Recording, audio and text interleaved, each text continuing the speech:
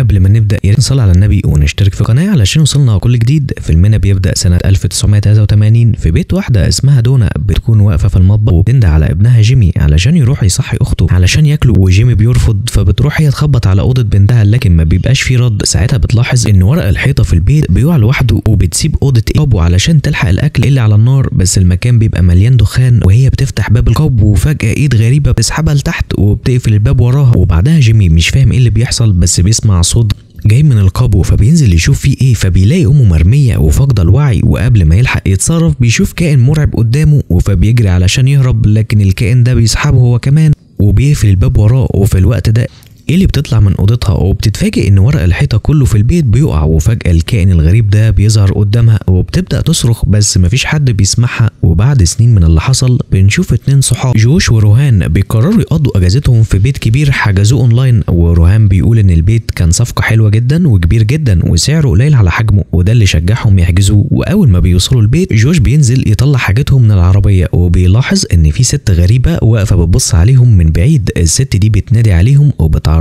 انها بريندا وبتقول انها صاحبه البيت وبتبدا ترحب بيهم وبتحكي لهم ان العيله اللي كانت عايشه هنا ماتت من زمان وانهم اول ناس يأجروا البيت من ساعتها، وبتوضح كمان انها موجوده بس علشان تساعدهم لو احتاجوا اي حاجه لكن هي مش ساكنه في البيت معاهم. ولما بيدخلوا بتديهم هديه صغيره فيها كده كارت مكتوب عليه كلمه السر بتاعه الواي فاي، وبعدها بتودعهم وبتمشي. بس المفاجاه انهم بعد شويه لما بيخرجوا تاني بيلاقوها لسه موجوده وبتلف حوالين البيت، ولما بيسالوها بتقول انها بتعمل دايره علشان تساعد عمال الجنينه، وبعد ما بتخلص بتاخد عربيتها وبتمشي. بس بعد شويه اهل روهان بالتبني وصلوا وواضح كده انهم بيحبوه قوي، وبدا يتكلم معاهم وينادي على جوش علشان يتعرفوا عليه، لكن روهان كذب وقال ان جوش شغال في ادوات التخييم. ولما طلعوا من البيت جوش بدا يتخانق مع روهان علشان كذب عليهم وقال انه شغال في الموسيقى كمان وانه اتطرد من شغل تاني، وبعد كده طلع من شنطته علبه حلويات فيها مخدرات علشان يهدي التوتر اللي بينهم. وروهان كان زعلان لانه جاب معاه مخدرات في الاجازه وراحوا يسلموا على عيله جوش، وكمان والدته كانت موجودة وسلمت عليهم. ومن هنا بيبان ان والدته مش حابة صديق ابنها. وفي مكان تاني ايد غريبة اخدت لعبة وابتدت تقلب التلج اللي فيها، لكن في الحقيقة التلج ده بيبدأ ينزل في البيت اللي فيه جوش وروهان، وبتكون والدة روهان قاعدة مع والدة جوش وبتحاول تعرف عنه اكتر. فبتقول والدة روهان انها دكتوره وان جوزها فرانك مهندس، وبتسال والده روهان عن شغل جوش فبترد والدته بصراحه وبتقول انه اتفصل من شغله وانه بيشتغل في الموسيقى دلوقتي. ولما جوش بيدخل وبيعرف ان امه قالت الحقيقه بيحاول يثبت نفسه وبيغني قدامهم بس صوته بيبقى سيء جدا، وبتحس والده روهان انه فاشل. وجوش بيطلع اوضته وهو محبط وبيطلع علبه الحلويات المخدره، بس قبل ما ياخد منها حاجه فرانك بيخش عليه وبيساله عن مكان اوضته وجوش بيتلخبط وبيقول اي كلام. وبعد ما فرانك بيمشي جوش بيحس انه بوظ الدنيا فبياخد كميه كبيره من الحلويات دي، وبعدها بيبان عليه انه دخل في حاله هلاوس ومش مركز خالص. وبعد ما الكل بيتجمعوا على العشاء بيبتدوا يتعرفوا على بعض وجوش بيبتدي انه يغني والكل بيكون مبسوط. وبعدين حد بيساله عن باسورد الواي فاي فبيقول كلمات غريبه، وفي اللحظه دي بيحس ان في ايد غريبه مسكته فبيخاف وبيقول لهم اللي حصل بس محدش بيصدقه. وبعدها الكل بيطلع ينام في اوضته، ووالده روهان بتقول لجوزها انها مش مرتاحه لجوش خالص، لا طريقه كلامه ولا لانه مش بيشتغل، وبتطلب منه انه يتكلم مع روهان عن صديقه. وبعدين فرانك بيطلع ورقه فيها كلمه سر الواي فاي، لكن بيحصل حاجه غريبه وبنشوف شبح بيخبط دماغه في حيطان البيت. وفي الوقت ده روهان وجوش بينزلوا يفتحوا الباب وبيلاقوا صديقتهم ساره جايه تزورهم بعد ما عرفت انهم مأجرين بيت كبير يقضوا فيه الاجازه، لكنهم بيتفاجئوا بيها لان محدش فيهم عازمها اصلا. فروهان وجوش بيتفقوا ان واحد فيهم يتكلم معاها، وجوش بيقول لها تنام على الكنبه في الصاله لكنه بيقعد معاها شويه وبيتكلموا. بس وهي قاعده معاه ساره بتساله عن كلمه سر الواي فاي، ولما بيقولها بتلاحظ انها كلمات لاتينيه ومعناها ان الشخص بيسلم نفسه او بيطلب من حد ياخد روحه. وفي نفس اللحظه دي فرانك بيكون قاعد بيكتب كلمه السر على جهازه، وفجاه حاجه غريبه بتسيطر على عقله وبتأمره ينزل القبو. ولما بينزل بيقعد يكرر نفس الجمله لحد ما بيظهر له كائن غريب بيطلع له من الضلمه وبيمد ايده ناحيته. وتاني يوم الصبح الكل بيشوف جوش لابس زي روهان كأنه عايز يبقى زيه علشان يبان انه شخص مهم، لكن بعد شويه بيلاحظوا ان فرانك مش موجود وبيدوروا عليه وبيلاقوه فجاه قاعد قريب منهم وبيشاركهم الفطار عادي. بس الغريب ان هو قاعد بيطلب سكينه ولما بياخدها بيجرح جوش بيها في دراعه. والكل بيستغرب من اللي حصل، فبيقول لهم انه ما كانش يقصد، لكن بعدها بيمسك السكينه تاني وبيجرحه مره كمان. وفرانك بيقوم وبيزعق بصوت عالي جدا وبيصرخ بطريقه مخيفه لدرجه ان الدولاب اللي قريب منهم بيقع على واحد من الكلاب، والكل بيقعد يتكلم ومش فاهمين ايه اللي حصل لفرانك وليه بيتصرف كده. وروهان ووالدته بيعتذروا لجوش عن اللي حصل، لكن فجأة فرانك بيدخل عليهم وهو عريان تماما وبيفضل يشتم فيهم بألفاظ غريبة، وبعدها بلحظات بيرجع كل الأكل اللي كان أكله قبل كده، وواحد من الكلاب بيقرب من الأكل ده وبيبدأ ياكل منه، وده بيخليه يتحول ويبقى شكله مرعب وكأنه وحش. وفي اللحظة دي سارة بتقعد تخيط جروح جوش، وبيجي روهان يعتذر له تاني بس جوش بيرفض اعتذاره، فروهان بيخرج من الغرفة وهو متعصب وبيتصل بالشرطة علشان يطلب منهم يشيلوا التلج اللي قافل الطريق قدام البيت. بس بعد ثواني الخط بيتقطع، وفي نفس الوقت والدة روهان بتلاحظ ان جوزها فرانك شكله تعبان جدا وعنده اعراض حمى، وبيظهر على ظهره كلام مكتوب بيقول انه مش بخير، وبيظهر جنبه نسخة تانية منه بس شريرة، والنسخة دي بتقول بكل برود انها تتحكم في جسمه وهتاكل كل عيلته، وانه مش هيكون موجود علشان يشوف اللي بيحصل. وجوش بيحاول يعزف على الجيتار بس ما بيكونش عارف بسبب ايده، ووقتها بيرجع روهان وبيحاول يعتذر له تاني، بس جوش بيكون لسه متضايق ومتعصب من اللي حصل. وبيلاحظوا حاجة غريبة، في ست واقفة في زاوية البيت وساكتة ما بتتحركش، والاتنين بيخافوا وجوش بيقرب منها بهدوء، لكن لما الست دي بتلف وشها بيطلع مش موجود اصلا، وفجأة بتجري ناحيته وبتشد جوش بشكل مرعب. وفي اللحظة دي والدته بتدخل وبتشغل النور، وفجأة الست الغريبة دي بتختفي. بس في نفس الوقت سارة بتتحرك ناحية المخزن بتاع البيت، ولما بتدخل بتلاقي النور مش شغال، وهي بتدور بتشوف صندوق كبير مكتوب عليه إلي ممنوع اللمس. بتفتح الصندوق وبتقعد تقلب فيه وبتدور على أي حاجة مفيدة، لكنها بتلاقي صور قديمة لأشخاص شكلهم من فترة الثمانينات. وقبل ما تلحق تكمل بتحس إن في حد معاها في المخزن، وبتتفاجئ إن في شبح واقف ولابس نفس اللبس اللي كان ظاهر في واحدة من الصور. وسارة بتاخد الصندوق وبتطلع تجري من المكان وهي خايفة، وسارة بتحكي اللي في البيت على اللي شافته، لكن محدش بيصدقها غير جوش وروهان، وبيقولوا هما كمان شافوا شبح الست اللي لابس لبس من الثمانينات. وساعتها سارة بتفتكر الصور اللي شافتها في الصندوق وبتسألهم إذا كانت نفس الست اللي في الصور، ولما بيتأكدوا إنها هي الكل بيبتدي يصدق فعلا. وسارة بتدور في الصندوق بتلاقي كتاب تعليم السحر ومكتوب عليه إن في حاجة مهمة في صفحة معينة، ولما بتفتح الصفحة بتلاقي طريقة لتحضير شيطان اسمه أندرياس، واللي بتكتشف إنه نفس الاسم اللي كان مكتوب في كلمة سر الواي فاي.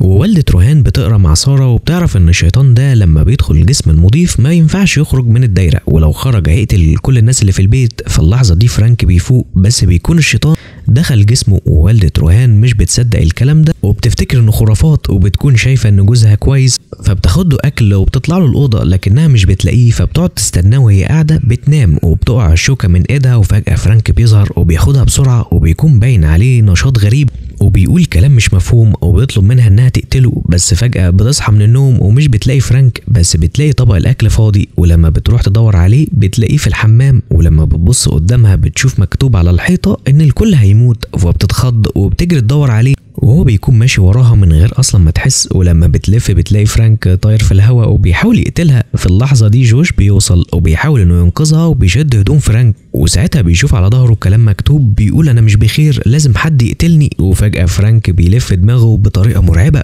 وبيرجع على جوش وبيجري على اوضته ويقفل الباب عليه. الكل بيجري يسد الباب بكل حاجة يلاقوها علشان ما يتفتحش، ووالدة روهان بتحكي لهم اللي حصل، وروهان بيحاول يتصل بالنجدة لكن الخط بيتقطع. وفي الوقت ده جوش بيقعد يحرس باب اوضة فرانك، وابوه بيجي وبيديله مسدس علشان يحمي نفسه. بس بعد شويه جوش بيبدا يتكلم مع فرانك من ورا الباب وبيحاول يعتذر له، بس فرانك بيرد عليه بالشتيمه وبيفضل يشتم فيه. وروهان بيحاول بكل الطرق انه يتواصل مع اي حد لكن الخط دايما بيتقطع ومفيش امل. وساعتها بيسال ساره هي جت ليه اصلا، فبتقول انها حست انهم شبه عيلتها وكانت عايزه تبقى وسطهم. وروهان بيهون عليها وبيقول لها انهم فرحانين انها معاهم. بس في الوقت ده والدة جوش وروهان بيكونوا بيتكلموا سوا، وفجاه بيهجم الكلب المتحول ده على والدة جوش وبيعضها، وجوزها بيحاول ينقذها وبيتخانق مع الكلب بصعوبة لحد ما بيضطر انه يخلص عليه. وبعد ما الخطر بيهدى شوية بيلاحظوا ضوء جاي من بيت قريب، فبيروح جوش وروهان هناك، واول ما بيدخلوا البيت بيلاقوه هادي وغريب، لكن بيلاقوا جوه بريندا اللي واضح انها عايشة لوحدها. ولما بيبدأوا يحكوا لها على اللي حصل بيتفاجئوا انها اصلا كانت عارفة كل حاجة، وبتقول له ان كلمة السر بتاعت الواي فاي دي كانت تعويذة سحرية تنقل روح اندرياس لاي حد يقولها، وكمان بتحكي لهم عن لعبة سحرية بتخلي الجو كله تلج، واللي واضح انها السبب في اللي بيحصل ده كله. وفجأة هي بترد على التليفون وبيرد صوت راجل من تليفونها وبيقول انه من فريق الدعم، وساعتها بيفهموا ليه مفيش اي حد جه ينقذهم، لان بريندا كانت السبب في كل ده. ولما بيسألوها عن سبب كل اللي بيحصل بتحكي لهم حكاية من الثمانينات، وتقول ان بنت صغيرة كانت صاحبتها لكن امها منعتها وقالت لها تبعد عنها علشان بريندا من عيلة معروفين بالسحر. البنت اتضايقت جدا وقررت انها تنتقم، فطلبت من بريندا يجيبوا كتاب سحر، وفعلا بدأوا طقوس استدعاء الشيطان اندرياس ورسموا دواير سحر كتير. واثناء الطقوس البنت نادتها، لكن كانوا خلصوا وظهر الشيطان فعلا وطلبوا منه انه يخوف اللي في البيت، لكن اللي حصل ان الشيطان بدأ يعذبهم بوحشية. والبنت ساعتها فهمت انها غلطت وكانت بس عايزة تخوفهم مش تأذيهم، ولما خرجت من الدايرة علشان توقف اللي بيحصل كانت خلاص اتأخرت. والشيطان بيواجهها وبيقضي عليها وخد روحها. وجوش وروهان بيبقوا مصدومين وبيعرفوا ان بريندا مجنونة خالص، وبتقول لهم ان علشان الشيطان يظهر للعالم لازم يكون في مضيف. وساعتها بتقوم تدخل الحمام، لكن هم بيبقوا محضرين نفسهم انها اول ما تطلع هيخلصوا عليها، بس لما بتتأخر شوية بيقرروا يدخلوا وبيكتشفوا انها هربت ووصلت لبيتهم قبلهم. وهناك بتبدأ تقول التعاويذ بصوت عالي، وبتتحول الدايرة اللي حوالين البيت لنار كبيرة جدا. في اللحظة دي فرانك بيخرج من الأوضة وبيكون الشيطان متحكم فيه تماما، والكل بيحاول يمنعه ويصحي فرانك الحقيقي، لكن مفيش فايدة. وبيبدأوا يدوروا بسرعة على المسدس علشان يلحقوا يعملوا أي حاجة قبل فوات الأوان. وبيفضل روهان يدور على المسدس في كل مكان لحد ما بيلاقيه، لكن هو بيشيله بيلاحظ ان في هالة غريبة حوالين كتاب السحر اللي مرمي جنبه. فبيفتح الكتاب بسرعة وبيلاقي جواه ورقة مكتوب فيها نفس كلمة السر بتاعت الواي فاي. وفجأة بتظهر له الست الغريبة اللي كانوا شايفينها قبل كده، وبس المرة دي بيبقى شكلها مختلف وهادية، وبتقول له انها كانت بتحاول تساعدهم من البداية بس محدش فاهمها. وفي اللحظة دي فرانك بيخرج من البيت وبيتحرك ناحية بريندا اللي واقفة بتضحك كأنها كسبت، لكن روهان بيصرخ وبيقول فرانك جسمه ضعيف، لو الشيطان دخل فيه دلوقتي هيتلاشى. وبيقول الكلمات السحرية اللي مكتوبة في الورقة. واللي بيحصل بيكون مفاجأة، أندرياس بيخرج من جسم فرانك وهو بيصرخ وبيحاول يدخل جسم روهان أو أي حد تاني.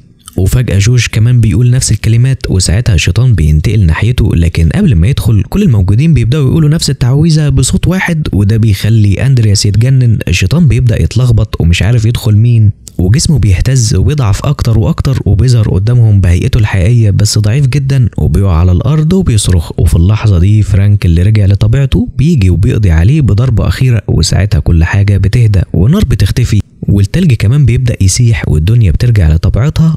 وبنشوف عيلة إيلي أرواحهم واقفين قدامهم مبتسمين وبيشكروهم على اللي هم عملوه. وإيلي بتقول أخيرا هنرتاح، وساعتها أرواحهم بتتحرر وبتختفي بهدوء.